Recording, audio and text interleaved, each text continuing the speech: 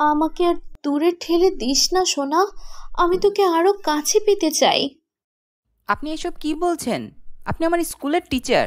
আমি তো অবাক হয়ে যাচ্ছি আপনার কথাগুলো শুনে। একটা বার আমার শরীরের জ্বালা মিটিয়ে দে সোনা, তুই যা চাইবি আমি তাই দিব। আমার কিছুই লাগবে না, আমাকে যেতে দিন। আমার এই রসালো শরীরটা দেখেও কি তোর মনটা গলেনি আকাশ? তোর কি আমাকে একটু আদর করতে ইচ্ছে করছে না? আপনি কি পাগল হয়ে গেছেন? সবাই জানতে পারলে কি হবে ভেবেছেন? বন্ধ ঘরের ভেতরে আমাদের মধ্যে কি হয়েছে তা কেউই জানতে পারবে না। কাছে আয় সোনা, আজ সারা রাত তোকে ভালোবাসা দেব। আপনি তাহলে এইসব করার জন্য আমাকে ডেকেছেন? স্কুলের সবাই ঠিকই বলে আপনি আসলেই একটা বাজে মহিলা। কি বললি তুই? আমি বাজে মহিলা? আমি নোংরা কাজ করি? দাঁড়া, দেখাচ্ছি মজা তোকে। নিশিতা ম্যাডাম আকাশকে ধাক্কা দিয়ে ফেলে দিল। আকাশ অনেক ভয় পাচ্ছে। আকাশের ভয় দূর করতে ওকে হাতুড়ি দিয়ে পেটাতে শুরু করলো নিশিতা ম্যাডাম।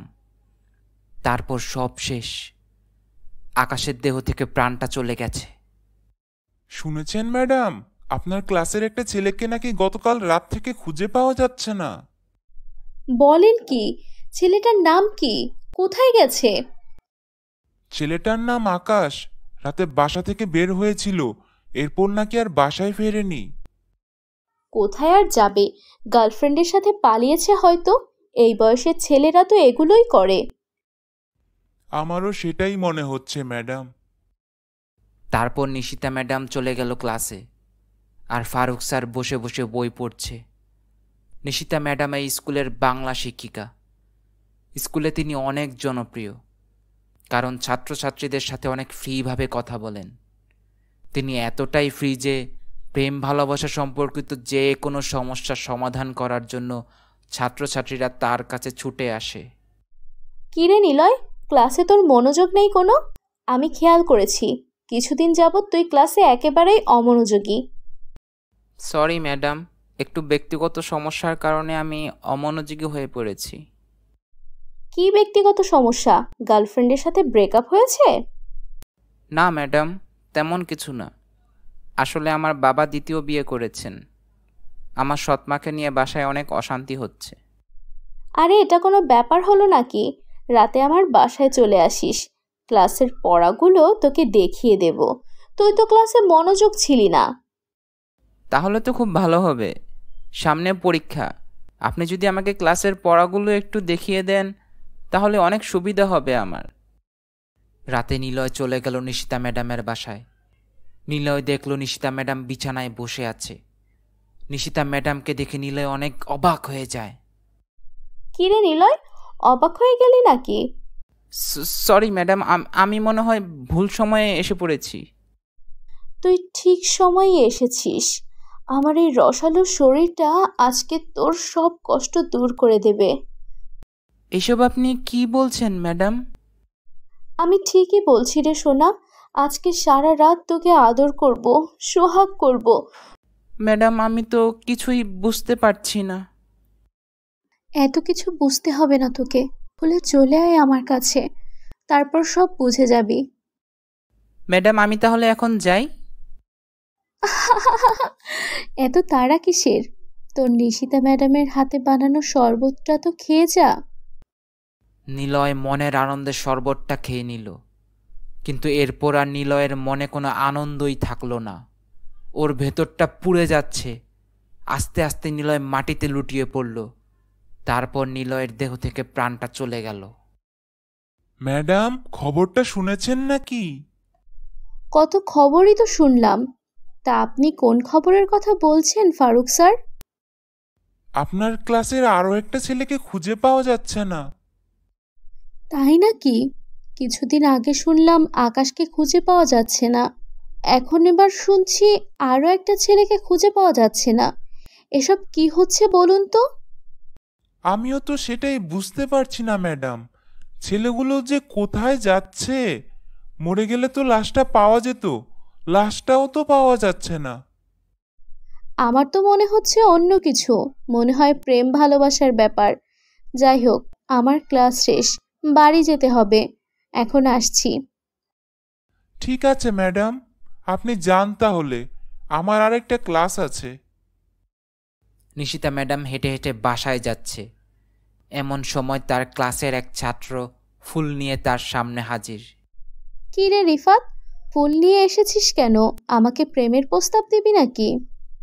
কি যে বলেন ম্যাডাম, আজকে তো আপনার জন্মদিন, তাই আপনার জন্য ফুল নিয়ে এসেছি। আমার জন্মদিনের কথা মনে রেখেছিস তুই? আজকাল তো গার্লফ্রেন্ডের জন্মদিনের কথাই ভুলে যায় অনেকে। আমার তো গার্লফ্রেন্ড নেই। সেটা আমি জানি। আচ্ছা, আজ রাতে আমার বাসায় চলে আসিস, আমার জন্মদিনের পার্টির দাওয়াত। অবশ্যই আসবো ম্যাডাম, আপনি দাওয়াত দিয়েছেন আর আমি আসবো না? তারপর নিশিতা ম্যাডাম চলে গেল বাড়িতে, আর রিফাত খুশি হয়ে দাঁড়িয়ে আছে। রিফাত ভাবছে ম্যাডামকে ফুল দেয়াতে ম্যাডাম অনেক খুশি হয়েছে। এবার মনে হয় পরীক্ষায় ওর নাম্বার বাড়িয়ে দিবে। রিফাত ম্যাডামের বাড়িতে গিয়ে দেখে ম্যাডাম অনেক সুন্দর করে সেজে জন্মদিনের কেক নিয়ে অপেক্ষা করছে। শুভ জন্মদিন ম্যাডাম।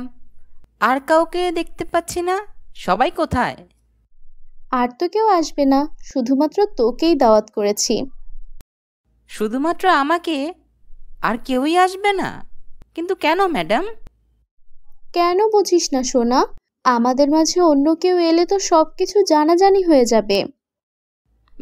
ম্যাডাম আপনি কি বলছেন? আমি তো কিছুই বুঝতে পারছি না। কি কি কি জানাজানি হয়ে যাবে? কেন বুঝতে পারছিস না? তোর নিশিতা ম্যাডাম তোকে কাছে পেতে চাইছে। এবার তো আমার কাছে আয় সোনা। আমি স্বপ্ন দেখছি না তো? আপনি কি সত্যিই আমার সাথে? এত সময় নষ্ট করিস না রে সোনা, কাছে আয়। আজ তোকে অনেক আদর করব, অনেক ভালোবাসা দেব। এখন আমার জন্মদিনের কেক খা। তোর জন্য আমি নিজের হাতে এই কেক বানিয়েছি। আপনি আমার জন্য বানিয়েছেন? আমার তো সবকিছু স্বপ্নের মতো মনে হচ্ছে। রিফাত মনের আনন্দে কেক খাচ্ছে। হঠাৎ করেই রিফাতের বুকে ব্যথা শুরু হলো। তারপর আস্তে আস্তে মাটিতে লুটিয়ে পড়ল সে। রিফাতের দেহ থেকে প্রাণটা চলে গেল। এই স্কুলে 3টা শিকার পেয়েছি, প্রথমে আকাশ, তারপর নিলয়, আর আজকে রিফাত। আমার আদরের সোনারা, আমি অনেক দুঃখিত, তোদের অনেক কষ্ট দিয়ে মেরেছি। ম্যাডাম, আপনি কি স্কুল ছেড়ে যাচ্ছেন? আপনাকে অনেক মিস করব। আমিও আপনাকে অনেক মিস করব ফারুক স্যার। এখন তাহলে কোন স্কুলে জয়েন করবেন? স্কুলের ছেলেদের সাথে তো অনেক সময় কাটালাম, এখন কলেজের ছেলেদের সাথে একটু সময় কাটাতে ইচ্ছে করছে। ও আচ্ছা, তাহলে আপনি কলেজে জয়েন করবেন, তাই তো? সেটাই ভাবছি, কলেজের ছেলেদের সাথে নতুন অভিজ্ঞতা অর্জন করতে চাই। ম্যাডাম, স্কুল ছেড়ে যাওয়ার আগে আমাকে যদি একবার সুযোগ দিতেন। কিসের সুযোগ দেওয়ার কথা বলছেন ফারুক স্যার? আপনি কি আমার সাথে আজকের রাতটা উপভোগ করতে চান? ছি ছি ম্যাডাম, স্কুলের ভেতরে এইসব কি বলছেন?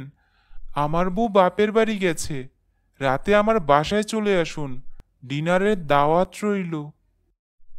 আমি আপনার বাসায় গেলে ব্যাপারটা জানাজানি হয়ে যাবে। তার চেয়ে বরং আপনি আমার বাসায় চলে আসুন। আমার বাসাটা একেবারেই নির্জন, অনেক মজা হবে। ঠিক আছে ম্যাডাম, আমি তাহলে আপনার বাড়িতেই যাব। রাতের বেলা ফারুক সাহেব যাচ্ছে নিশিতা ম্যাডামের বাড়িতে। বাড়ির ভেতরে গিয়ে ফারুক সাহেব তো অবাক। কি হলো ফারুক স্যার? আপনি তো দেখছি আগে থেকেই রেডি হয়ে আছেন। আমি সব সময় রেডি থাকি। উফ, আর অপেক্ষা করতে পারছি না, চলে আসুন বিছানায়। আজ সারা রাত খেলাধুলা হবে। এই নিন ফারুক সাহেব, আপনার জন্য নিজের হাতে শরবত বানিয়েছি। শারীরিক পরিশ্রম করতে করতে আপনি অনেক ক্লান্ত হয়ে গেছেন, শরবতটা খেয়ে নিন। ফারুক স্যার শরবতটা খাওয়ার পরেই তার অবস্থা খারাপ হয়ে যায়।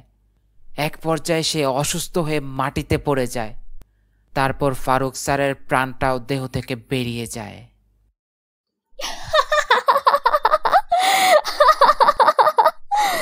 আমার মতো সুন্দরী নারী দেখে লোভ সামলাতে পারেনি বেচারা ফারুক স্যার।